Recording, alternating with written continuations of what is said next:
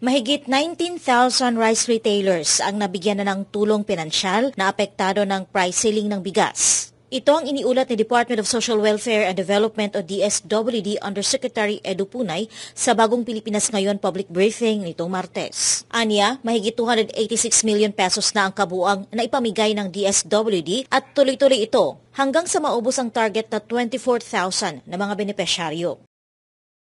Ating DSWD, ongoing yung ating distribution ng assistance for ating mga rice retailers.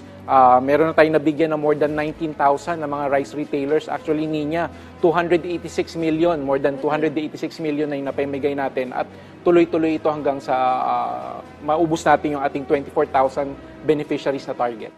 Nakatanggap ng tig 15,000 pesos na cash assistance ang rice retailers na apektado ng price cap ng bigas. Una rito, ipinag-utos ni Pangulong Ferdinand Marcos Jr. ang pagpapatupad ng mandatong 41 pesos kada kilo ng price ceiling sa regular milled rice at 45 pesos kada kilong price cap sa well-milled rice sa bisa ng Executive Order No. 39. Nitong umaga ng Martes, tinalakay ang lagay ng implementasyon ng mandated price ceiling sa bigas sa sectoral meeting sa Malacanang na pinangunahan ni Pangulong Ferdinand Marcos Jr. Kasama ni PBBM ang Department of Agriculture, Department of Trade and Industry at iba pang kaugnay na ahensya. Kabilang sa mga natalakay ang naobserbahang pagbaba ng presyo ng bigas sa lokal na pamilihan at ng export price nito sa pandaigdigang merkado.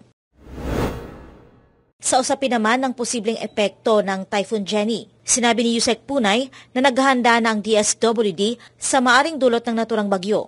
Sa katunayan, preparado na ang regional offices ng ahensya at may pre-positioning na ng relief items at family food packs. Kasama ang DSWD sa paghahanda dito sa ating Typhoon Jenny.